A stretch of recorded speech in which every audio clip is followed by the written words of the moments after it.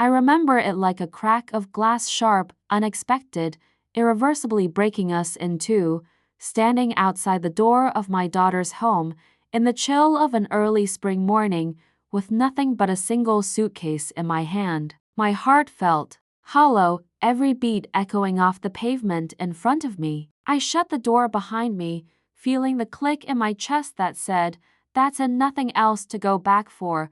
That morning, I wasn't a mother. I was a stranger. It started the night before with an email, a cold message that read, Mom, your presence at my house is no longer welcome. Effective immediately, please remove your belongings. I've made clear arrangements for your care. Sent at 11:47 p.m.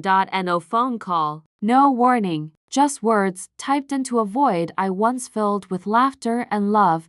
I sat in my guest room, dressed in the white silk nightgown she always said was too old-fashioned. I stared at the message as if it might shift, soften, become less brutal. But no, it was concrete, encased in pixels and cruelty. So at dawn, I packed one suitcase, 3 pairs of clothes, the framed photograph of the two of us in her kindergarten class, where she looked up at me beaming, and something else tucked into my bra, a crumpled note from my lawyer saying, you will receive your inheritance of $35 million this afternoon. No conditions, no caveats. Sweet irony, I hadn't left the house so quickly since college. The neighborhood smelled like new blossoms and freshly cut grass, like spring was trying to swallow whole every painful thing inside me. My phone didn't ring. Not once. Not from her. Not from my son-in-law, the man who watched me pour pancakes at Easter so many times, his face polite, respectful, always silent. I swallowed past the lump in my throat and walked down the sidewalk toward the taxi I'd ordered. The city? I barely noticed it. Everything became background, the thrumming engines, the click of signals, the flicker of billboards. I was on a mission to collect what was mine silently, and to gather the evidence of the life sliding out from under me. This all started months ago with a letter sealed red, stamped with a crest I recognized. Somerville Family Trust. It explained that upon my daughter's 30th birthday, I'd maintain a comfortable allowance, but upon my 60th, I'd receive the remainder of the estate, enough to live well if I chose independence. The year passed slowly. I teased her. Just wait, kiddo. Your shopping bills are about to look a lot different. She laughed, then she cried. Once, the next morning, I barely recognized the look in her eyes. Not guilty, determined. That was the day the fault line started. Opening. So here I was, sitting in the back seat of a taxi, watching neighborhoods blur and thinking, mother or millionaire? Which identity would define me now? The driver stopped at my condo. It felt unfair. This place, full of our memories, and she had the keys, but these walls couldn't hold back time or money. I walked into the lobby, half expecting to see her there, maybe with tears, maybe with remorse, but she was in single quotes. So I told the guard, I live here. I showed my ID. He swung the doors open. Inside, it was silent. Too silent. I climbed the stairs to the second floor. The door was unlocked. She hadn't even removed my paintings, the landscapes of our vacations, the worn armchair where she sat while reading to her son. There was a note taped to the kitchen table. You never fit. Don't expect reconciliation. See, I stared at it for a long moment. Then I walked to the bedroom and did something I hadn't done in years. I took off my rings and jewelry and left them in the dresser. I took a deep breath, closed the door, and went to retrieve everything I'd need from the closet. I didn't cry, not then. That afternoon, I met my lawyer in his office downtown. He greeted me with a solemn nod. The money is yours, he said, not raising his eyes. All accounts have been locked to you. You're effectively liquid, and you've also inherited the lake house property. Lake house? I'd forgotten. Our summer weekends spent by the water, hosting her 10th birthday parties, the laughter of her little friends echoing across the dock. He slipped me the keys. They felt foreign in my grip. I nodded. Thank you, Michael. On my way out, he paused. Be careful. Money doesn't change people. It reveals them. Now I was the one with freedom, intentions, power, and a lakefront property that needed love. So I started driving again, back toward the countryside, back toward sunsets I used to watch with her, waiting for her to come home. My first night at the lake house was quiet, too quiet. I turned on every lamp, ceilings, floors, bathrooms, plugged in the radio that still smelled like pine needles. Then I pulled out a bottle of red wine and my phone. No messages, no missed calls. I lay on the bed and stared at the ceiling for hours. I thought about telling her to come home, to beg her back, but I didn't, because I wasn't sure she was the one who lost me. Later, I fell asleep to the steady wobble of the ceiling fan. The sun broke through the wooden blinds like it was trying to wake a corpse. I didn't want to get up. I didn't want to feel anything. But the birds didn't care. They chirped, oblivious to betrayal. I sat up in bed at the lake house and stared at the framed photo still hanging on the wall across the room. My daughter at age 12, holding a fishing rod, beaming like I had just handed her the world. And maybe I had. That was before lawyers, before private jets and wine memberships and her expensive new taste in husbands, before I became expendable. I made coffee with the old percolator she hated, said it made the kitchen smell like campfire and dust. That used to make me laugh. Now it just made my stomach twist. 3 days. It had been 3 days since she threw me out. 3 days since the email. 3 days since silence. 3 days since I became worth $35 million. And worth nothing to her. But something was shifting. Something was coming. That afternoon, my phone rang. Blocked number. I stared at it for a full ring and a half before answering. Hello? There was a pause on the other end. Then the voice cracked. Mom. It was her. My throat closed. My heart didn't beat, it clenched. Clara? Mom, can I come see you? I know where you are. I know you're at the lake house. Of course she did. She still had access to my FinMe app.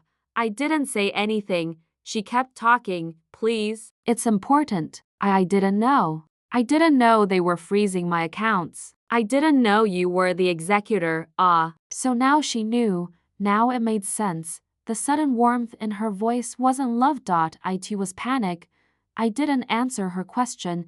Instead, I said, how are your credit cards doing? She paused, then declined. All of them. My assistant quit. My husband is being weird. Weird? I asked, half smiling, distant, cold. He told me this morning, you should talk to your mother. He never says that. My chest tightened. Maybe he's right, I said flatly. I could hear her breathing hard through the receiver. Then the voice dropped. Can I come stay with you? Just for a few nights? Just until this clears up. I'll cook. I'll clean. We'll talk. Talk. She hadn't wanted to talk in months. But now that the money was in my name, she wanted words again. I don't know, Clara, I said softly. I don't know if I have room. You live in a 7-bedroom lake house. Well, I said, some rooms are full of memories, and some are full of silence. Hard to tell the difference. Silence. Then, a low whisper, please. I gave her the code to the gate, nothing else. She arrived 5 hours later. No makeup. Hair tied in a knot. Not the woman who used to glide through designer stores with a glass of champagne in hand. She looked tired, human. I watched her step out of the car from the kitchen window. She paused at the edge of the gravel path, looked up at the house like it was haunted. Then she knocked, even though I'd left the door unlocked. Hi, she said. I opened the door wide and stepped aside. Said nothing. She stepped in slowly, like someone visiting a stranger's house. Looks the same, she said, scanning the walls. Smells the same too. Like rosemary and wood. I nodded. I haven't changed anything. The house accepts me as I am. She looked at me, a flicker of pain behind her eyes. Mom, don't. We sat in the kitchen over tea. Real tea. Not the overpriced herbal nonsense she used to scoff at. I watched her sip it like she was trying to go back in time. I didn't mean to hurt you, she began. I was just confused. I didn't say anything. She kept going. I thought I was going to inherit the estate. Dad always said I'd take over everything. I thought that was what he wanted. He also wanted family dinners every Sunday, I replied. Funny how you forgot that too. She winced. I made mistakes. You made decisions, I said sharply. You called them mistakes only when the consequences showed up. She looked down at her cup. I need your help, I figured. She didn't look surprised. My accounts are locked. My assets are frozen. My husband is filing something. I think he married me for the inheritance. I didn't blink. You think? I asked. I don't have proof, but he's been different. Cold, calculating. Since the estate was transferred to you, he's been whispering on the phone. He changed the alarm codes. He moved out of our room. I leaned back, arms crossed, and, now you want to move into mine? She shook her head. I want to fix this. I want to fix us. That was a lie, but lies have layers, and under this one, I sensed a sliver of truth. She was scared, and fear, unlike greed, is something I understand. I'll give you 3 days, I said. 3 days? Yes, here. You can stay here, in the guest room. But we don't talk about the past. We don't talk about money. We don't pretend we're healed. She nodded too quickly, of course. Thank you. The next 3 days were strange. She tried to act normal, made breakfast, asked me about the garden, offered to wash my car, but her phone never stopped buzzing. At night, I heard her whispering on it. In the morning, she pretended. Nothing happened. On the 3rd day, I walked past her room and caught a glimpse of her laptop, spreadsheets, names, asset documents, PDFs labeled Trust Amendment Proposal Draft. She was planning something. I went back to the kitchen and opened a drawer, pulled out a small notebook, scribbled down what I saw. Then I called my lawyer. I want full logs on every document. She's tried to access using her old credentials, I said. He sighed. Already compiling them. It's not good, I figured. That night, I asked her to sit with me on the back porch. The lake shimmered like it always had. She took a deep breath. Thank you for letting me stay, Mom. I needed this. No, I said softly. You always come back when you need something. She looked away. I reached into my coat pocket and handed her a letter. What's this? Read it. She opened it slowly. Her face changed. The blood drained. Her fingers shook. You're disinheriting me? She whispered. No, I'm just updating my estate. But why? I looked her dead in the eye. Because you threw me out like garbage. Because you called me a burden. Because you tried to fake love to claw back control. Tears welled up. You can't do this. I already did. She stood up, knocking the chair over. I needed help, and I gave you shelter, not ownership. You're my mother, and you're my lesson. She stormed inside. I stayed outside, staring at the moon. It didn't blink either. The next morning, she was gone. No note. No knock on the door. Just gone. Her suitcase was missing. The guest room bed still warm. Her perfume lingering like a warning. And yet I knew this wasn't the end. This was the beginning of the second betrayal. I waited. 2 days passed. Then 3. Then the letters started. Not handwritten. Legal. The first envelope arrived via courier. Marked urgent. It was from her lawyer. Dear Miss Sophia Lancaster, it began. Our client, Clara Whitmore, wishes to request a formal review of the asset transfer made from the Lancaster estate. I stopped reading. Of course, she was suing me. My lawyer, Nathan, was calm. Almost too calm. She's trying to contest the legitimacy of your ownership over the estate, he said, claiming you used undue influence on your late husband to change the trust terms. I nearly laughed. She thinks I manipulated her father? Essentially, yes. And the fact that she threw me out of my home. She's claiming she acted under the assumption the estate was hers already. I leaned forward. So in her world, that justifies evicting your own mother? Nathan rubbed his temples. She's trying to make it seem like you weaponized the will against her. Like you set a trap, a trap? No, what I had built was a test, and she was failing.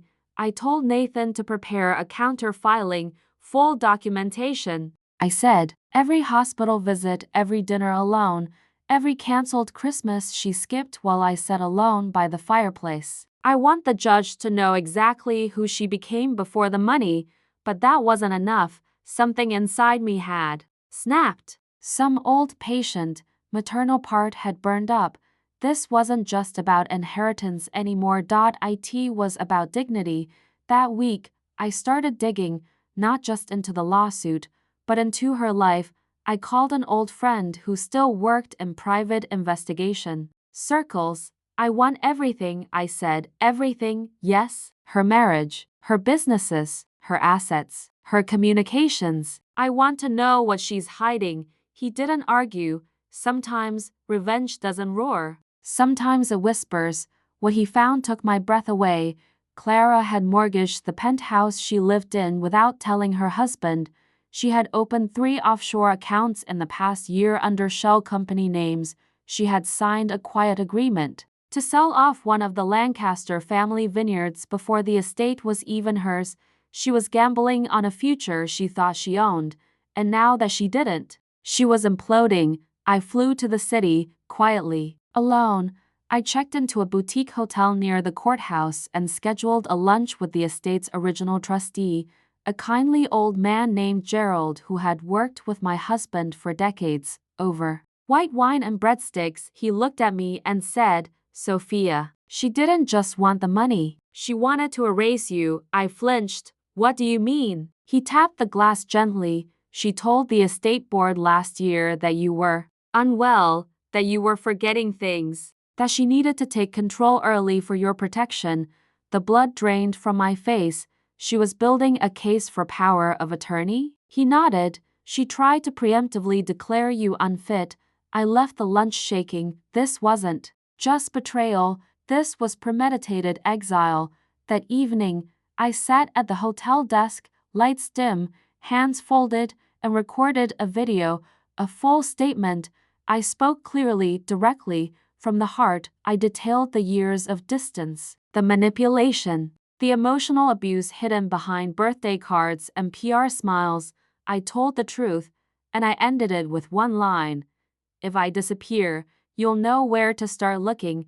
The next morning, I sent it to my lawyer, encrypted, time-locked. He called me 30 minutes later. Sophia, are you okay? I'm not afraid anymore, I said. And I'm not going to let her write the ending.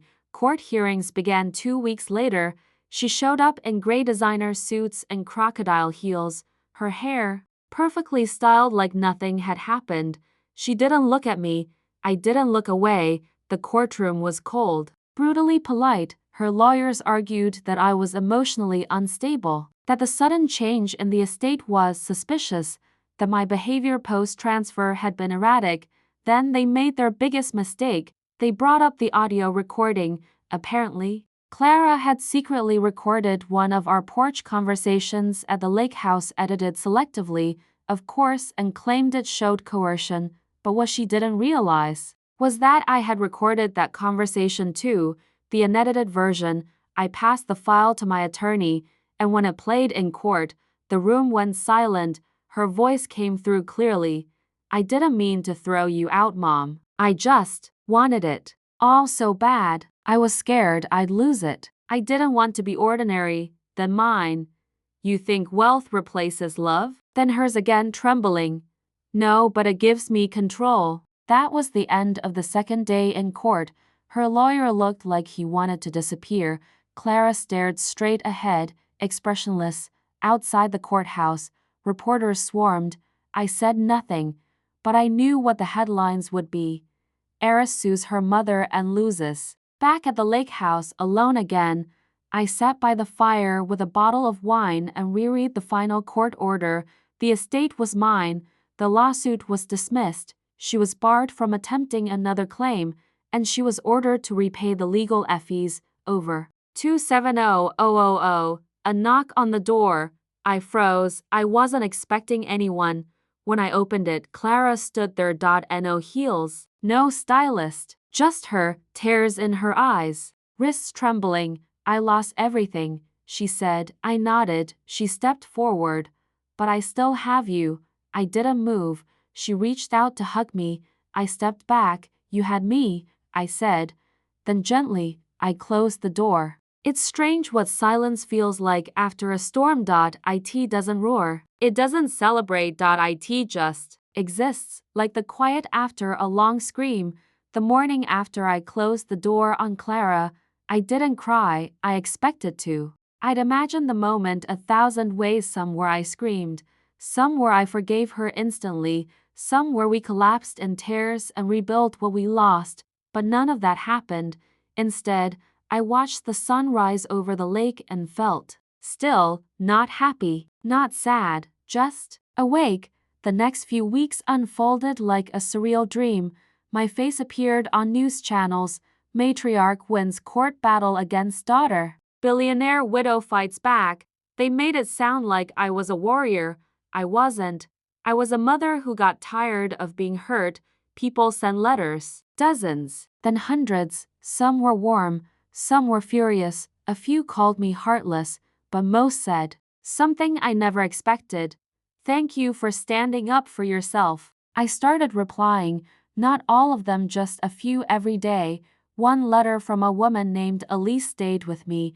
She wrote, "My son put me in a home 3 years ago after my husband died. Said it was for my safety, but really, it was to sell the house. I haven't spoken to him since, but after hearing your story, I think I'm going to write him a letter. Not because he deserves it, but because I deserve to say how I feel."